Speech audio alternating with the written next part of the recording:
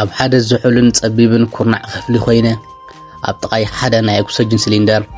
ብዝተፈላለዩ ሻምብቆታት ዝተኣሰረ ወረቐትን ይረአ ኣሎ። ኣካላተይ ንቂጽዋ ዓይንተይ ናብ ውሽጢ ጥሒለን ድምፀይ ድማ ካብ መዓሙቕ ዝወፅእ ይመስል። ጥቃይ ኮፍ ዝበሉ ኣዕሩኽተይ ዓይነይ እንዳጠመቱኒ ግን ሓንቲ ሕድረ ነይራትኒ። ሕጂ እውን ደጊመ ዝልምነኩም ነገር እንተሃለወ ንኣደይ ከይትነግርዋ እዩ። ካብ ዓዲ ክወፅእ ከለኹ እታ ናይ መወዳእታ ስእሊ ኣብ ኣእምሮይ ዝተቐረጸት ኣደይ ነብዓታ ንሓበሰት ወደይ ዕድመን ጥዕናን ጥራይ ሃብካ ዝበለትኒ እያ። እቲ ጉዕዞ ከም ዝሓለምክዎ ኣይነበረን። እቲ ናይ ሳራ ምድረ በዳ ንነብሰይ ጥራይ ዘይኮነ ንተስፋይ እውን ይዘሪፍዎ። ማይ ጸሚእና ፀሓይ ነዲድና ሞት ኣብ ቅድሚ ንዕርኽተይ ክትወስዶም ከላና ረኣኹ። ኣነ ግን ነደይ ክድውል ከለኹ ሰላም እየ ጽቡቕ ኣለኹ ከም ልብና እዩ ዘሎ ኩሉ ሰላም እዩ እናበልኩ ይዕሽዋ ነይረ። ኣብ ሊብያ ኣብ ዝነበርኩ ኩሉ እዋን ኣብቲ ጸልማት ቤት ማእሰርቲ ኮይነ ጥሜትን መውቃዕትን ከበዝሓኒ ከሎ ኣደይ ክትድውለለይ ከላ ድምፀይ ክሰምዕ ሕርቃነይ ክሓብእ ከለኹ ወደይ ድምፅኻ ስለምንታይ ተለዊጡ ክትብለኒ ከላ ኣይ ቁሪ ስለ ዝኾነ እዩ ሰዓል ነገር ሒዝኒ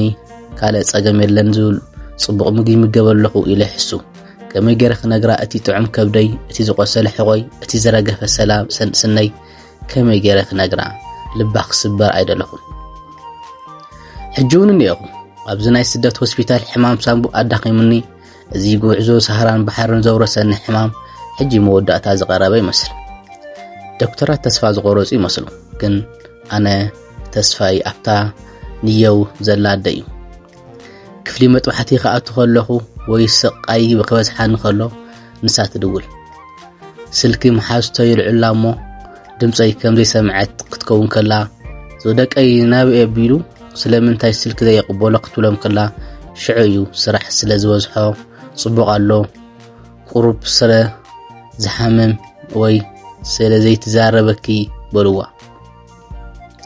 በጃኹም ከፊእዋ ኣሎ ኣይትበልዋ። ወደይ ዓብይ ሰብ ኮይኑ ሃብቲ ኣጥርዩ ጽባሕ ንጎ ክመጽእ እዩ ኢላ ክትሓልም ሕደግዋ። እቲ ናይ መወዳእታ ነብዓተይ ንዓኹም ይኹን። ንሳ ግን ክሳብ መወዳእታ ክሳቐ ከም ዘይነበርኩ ጥራይ ትእመን። ስለምንታይ ሲ ኣደያ ንሳ ክትሓመም ከላ ጽቡቕ ኣለኹ ትብለኒ ነይራ። ኣነ እውን ጽቡቕ ኣለኹ ኢለ ከፋንዋ እዩ ዝግባእ። ኣዕሩኽተይ እንተሞትኩ እውን ወደይ ብሰላም ዓሪፉን ሓሰበክ እዩ ኸይዱ በልዋ። እቲ ስቃይ እቲ ሕሰም እቲ ጥሜት እቲ ናይ ባሕር ጭንቀት ግን ሚስጥር ውሰድዎ። ንኣደይ ጽቡቕ ከም ዘለኹ ጥራይኹም ትዛረቡለይ። የግዳስ እቲ ቃንዛን እናገደደ ትንፋሰይ ድማ እናሓፀረት ትመጽእ ኣላ። ግን ካብቲ ናይ ስጋ ቃንዛን ላዕሊ እቲ ናይ ኣደይ ዝሓበላ ዘለኹ ሚስጥር ይኸቢድኒ። ምሸት ደው ኢላ ነይራ። ድምፀይ ክወፅኒ ስለ ዘይከኣለ ሓደ ካብቶም ዕሩኽተይ ጠጣብ ዘይብሉ ቦታ ስለ ዘሎ እዩ ጽባሕ ክድውለልክ እዩ በላ። ሽዑ ንሳ ጸገም የለን እዞም ደቀይ ጥዕና ጥራይ ደሓን ይኹን እምበር ኢላ ሓፀወቱ። ግን ድምፁ ሰሚዐ ለይቲ ብሰላም ክድቅስ ነይረ ክትብል ከላ ነብዓት ንዓይነይ መሊእዎ ነበረ። ከመይ ገይረ ክነግራ እቲ ለይቲ ክትድቅስ እያ ኢላ ትጽበ ዘላ ድምፀይ ሎሚ ካብ ሲሊንደር ኦክሲጅን ትንፋስ ክትልምን ከላ ከመይ ገይረ ክነግራ። ኣብቲ ጉዕዞ ስደት ነዊሕ እዋን ዝለኣኩላ ውሕድ ገንዘብ ካብ ምግበይ ቆጢበ ካብ ጉልበተይ ጨሚቐ ዝለኣኩላ እምበር ተሪፍና ኣይነበረን። ንሳ ግን ወደይስ ነይርዎ እዩ ሰደለይ ኢላ ክትሕበን እየ እትነብር። በጃኹም እዚ ክብሪ እዚ ኣይትኽልዋ። ወደይ ስራሕ ጸሊእዎ ወደይ ስራሕ ከፊእዎ ክትሓዝን የብላ። እቲ ንዓመታት ዝሃነጽክዎ ጽቡቕ ኣለኹ ዝብል ዓንቀጽ ንሳ ክሳብ እትዓርፍ ከም ዓንዲ ኮይኑ ክደግፋ እየ ዝደሊ። ሓደ መዓልቲ ኣነ እንተዘይሃሊኹ እቲ ዝለኣኩላ ስእልታት ክትርእያ። ኣብቲ ስእሊ ስሒቐ ኣለኹ ብጽቡቕ ክዳውን ተሸሊመ ነቲ ስእሊ ክትርእዮ ከላ ወደይ ተደሲቱ እዩ ነይሩ ኢላ ክትዛዕና ሕደግዋ። እቲ ስእሊ ኣብ ዝለዓልኩሉ ግዜ ካብ ብድሕሪት እቲ ካሜራ ጥሜትን ድኻምን ከቢድ ናይ ፋብሪካ ስራሕን ናይ ሳምቦ ሕማምን ከም ዝነበረኒ ክትፈልጥ ኣይደለኹም። ንሕና ደቂ ስደት ሓሶ ዝለመድና ስለ ዝጨነቐና ዘይኮነ ስለ ዘፍቀርና እዩ። ንወለድና ንኸይንሳቅዮም ኢልና ነፍስና ነሳቅያ። ሎሚ እውን እንተኾነ እቲ ናይ መወዳእታ ናይ ምሕረት ሓሶት ንገርዋ እቲ ናይ ጸልማት ቤት ማእሰርቲ ሊብያ እቲ ባሕሪ ዝሕለፍኮ ናይ ሞት ስኽፍታ እቲ ኣብ ስደት ሆስፒታል ዝረገፈ ጸጉሮይን ዝሓቐቐ ስጋይን ግን ምስ ምስጥረ ይቀባ ኣደይ ንወዳ ከምቲ ኣብ ምርቃ ዘውፅኣቶ ጽቡቕ ነገር ገይራ ጥራይ ክዝክሮ ኣለዋ ናደይ ጥራይ ከይትነግርዋ እምበር እቲ ቃንዛ ናተይ ጥራይ ክኸውን ግደፍዎ ብሳስ ብተስፋ ክትነብር ይግባእ እዩ ትንፋሰይ ንሓፀረት ትመጽእ ኣላ እቲ ሞባይል ኣብቲ ጥቃይ ዘሎ ኮሞዲኖ ኮይኑ ይንቀጥቅጥ ኣሎ ኣደያ ኣደይ ዝብል ስም ኣብቲ ስክሪን ክበር ከሎ ልበይ ካብቲ ሕማም ንላዕሊ ትርዕድ በጃኹም ስልክ ያልዑላ ግን ሓደ ነገር ድምፅኩም ከይርዕድ ሕርቃንኩም ንምዓትኩም ንሓጥዎ ከምቲ ኩሉ ግዜ እትገብርዎ ርሕቅ ኣብ ዝበለ ቦታ ስለ ዘሎ እዩ በልዋ እሞ ጥዕንኡስ ከመይ ኣሎ ክትብለኩም እያ ሽዑ ብትብዓት ከም አንበሳ እዩ ገጹ ደሚቁ ስጋ ለቢሱ ክትርእዮ ከለኺ ኣይትፈልጥየንኺ በልዋ እዚ ሓሶት እዚ ሓጢያት ኣይኮነን እዚ ሓሶት እዚ ንሓንቲ ኣደ ካብ ምስባር ዘድሕን መድሓኒት እዩ ክሳብ ክንደይ ከም ንዝፍቅራ ክነግረኩም እቲ መዓልታዊ ዘጋጥመን ዝነበረ ናይ ስደት ሕሳብ ንዓኣ ክዝክራ ከለኹ ይቀለኒ ነይሩ ኣብቲ ዝሑለይቲ ኣውሮፓ ኣብ ጽርግያ ኮይና ክሓድር ከለኹ ኣደይ ኣብቲ ውዑይ መናድቕ ገዛና ኮይና ትጽልየለይ ኣላ ዝብል ሓሳብ እውን ይዘውዐየኒ ነይሩ ሕጂ ግን እቲ ጉዕዞ ኣብዚ ይብቅዕ ኣሎ ኣነ ብኣካል ክመጽእ ኣይከኣልኩ እቲ ክገዝኣላ ዝሓሰብክዎ ሻሽ እቲ ክሰርሓላ ዝተመነኽዎ ገዛ ኩሉ ሕልሚ ኮይኑ ተሪፉ ግን እቲ ዝዓበየ ውህብተይ ንዓኣ ሰላም እዩ ብዛዕባ እቲ ኣብ በረኻ ሳሃራ ማይ ጸሚእኒ እናሓሰኹ መንክዎ ኣይትንገርዋ ብዛዕባ እቲ ኣብ ባሕሪ ማዕበል ክገላብጠኒ ከሎ ኣደይ ኣበይ ኣለኺ ኢለ ዝፀዋዕ ኩላ ኣይትዕልላ እሞ እቲ ናይ ሞተር ድምፂ ፒፕ ፒፕ እናበለ ነቲ ኣብ ክፍሊ ዘሎ ስቕታ ይርብሻሎ ሞት ካብ ማዕጾ ደገ ኮይና ትጽበየኒ ከም ዘላ ይስማዓኒ ቃንሳይ ደረት የብሉን ግን ካብኡን ላዕሊ ዝቐትለኒ ዘሎ እቲ ናይ ኣደይ ክሳናበታ ዘይምኽኣል እዩ ተኽሊ ዓርከይ ንዓይ ጥቓይ ኮይኑ ኢደይ ሓዘኒ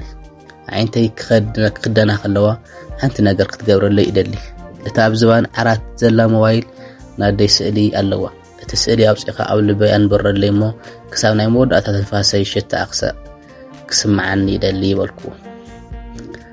ተኽለ እንተሞትኩን ኣደይ ንገራ ኢለ ሓፂር ግዜ ክሓስብ እፍትን እሞ ሰንቢደ ሓሳበይ ይቕይር ኣይፋልን ሕጂ እውን ደጊመ ይልምነካ ኣለኹ ንኣደይ ከይትነግራ ንሳኮ ወደይ ኣብ ዓዲ ጣልያን ኣብ ዓብይ ፋብሪካ ሓላፊ ኮይኑ ንዓይ ድማ ክዓርፈኒ እዩ ኢላ ንጎራብታ ክትነግር ከላ እቲ ሓጎስ ኣብ ገጻ ይረአ እዩ እቲ ሓቂ ግን ኣነ ኣብቲ ዝሕል ጎደናታት ብፕላስቲክ እና ኣከብኩ ካብ ፖሊስ እናተሓባኺየ እቲ ውሕድ ገንዘብ ሰዲደ እዩ እቲ ሰደላ ዝነበርኩ ገንዘብ ካብ ምግበይ ቆጢበ ጥሜተይ ወሒጠ ዘዋህልኮ እዩ ንሳ ግን ተሪፉኒ እዩ ዝመስላ እቲ ብሳንቡእ ሕማም ክሳቐ ከለኹ ወደይ ደም ይተፍእ ኣሎ ኢላ እንተ ሰሚዓ ልባ ብሕጂ እዩ ዝውች እቲ ዛህራ ዘውረሰኒ ስቃይ እቲ ባሕሪ ዘውረሰኒ ስንብራት እቲ ስደት ዝሃበኒ ሕሰም ኩሉ ምስኡ ይኽድ ሓደ መዓልቲ ንዓዲ ክትከዱ ከለኹም ናብ ገዛና ኺዱ እሞ ነተዝበልዓኹላ ሸሓነ ነታ ዝደቀስኩላ ዓራት ሰዓሙለይ ግን ነብዓትኩም ሕቡ ንሳ ደቀይ ሰላም ዲኹም ክትለኩም ከላ እወ ድሓኒና ወድኹውን ሰላም እዩ በልዋ እቲ ናይ መወዳእታ ሰላምታይ ኣእምሮይ ሰላም ኮይኑ ጥራይ ትረፍ ትንፋሰይ ተሓፅር ኣላ ዓይንተይ ይኽደና ኣለዋ እቲ ናይ ሞተር ድምፂ ነዊሕ የሰንብድ ድምፂ ፍላት ላይ ንመላእ ክፍሊ ሆስፒታል ኣባሪዕዎ ዶክተራት ብጉያና ክፍሊ ኣተው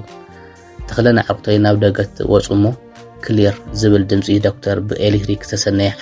ሓይሊ ኣካላተይ ካብ ዓራት ንላዕሊ ክድርብዮ ከሎ ይዝከረኒ ኣብቲ መንጎ ሞትን ህይወትን ዝነበረ ናይ ሰከንድ ርክብ ሓደ ነገር ጥራይ ተሰማዓኒ ድምፂ ኣደይ ወደይ ሰላም ዲኻ ዝብለላ ናይ ስልኪ ድምፂ ኣብ ውሽጢ ኣእምሮይ ከም ነጎዳ ተቃልሕ ኣይፋልን ክሞት የብለይን ዝብል ስምዒት ካብ ጥሉቕ መብሰይ መፀ እንተ ሞይተ እቲ ጽቡቕ ኣለኹ ኢለ ዝሃብኩዋ ተስፋ ናይ ዘለዓለም ሓዘን ክቕየር እቲ ዝሓሰኽዎ ሓሶት ናብ ሓቂ ክቕየር እንተኮይኑ ኣነ ክነብር ኣለኒ ልበይ እንደገና ክትወቃዕ ጀመረት ፒፕ ፒፕ ፒፕ ዝብል ድምፂ ተጀመረ ድሕሪስተ ሰለስተ መዓልቲ ናይ ኮማ ስቕታ ንፈለማ ግዛ ዓይንተይ ከፈትኩ እቲ ዝነበረ ኦክሲጅን ሻምብቆታት ተላዒሉ ብምግብን መድሃኒትን ዝተተከ ይመስል ተኽለ ኣብ ጥቃይ ኮፍ ኢሉ ዓይንቱ ብናይ ድቃስን ምስኣን ብሓዘን ቀይሕ ጸኒሐን መሓሪ ተመሊስካ ኢሉ ኢደይ ሓዘን ኣነ ግን ቀዳማይ ሕቶይ ስልኪ ኣደይ ደው ኢላ ዶ ነይራ ዝብል ነበረ ድምፀይ ገና ስሕት ዝበለ እዩ እወ ደው ኢላ ነይራ በለ ተኽለ ከምቲ ዝበልካኒ ንስራሕ እዩ ናዙይ ጥዕም ቦታ ስለ ዝኸደ እየ ነገ ኢለያ ሎሚ ግን ንምፅኻ ክሰምዕ ትደሊ ኣላ ንሕወይተይ ዘቀላጥፎ መድሓኒት ዘይኮነስ እቲ ንኣደይ ዳግማይ ክትሕጓስ ክገብራ ዘለና ሓላፍነት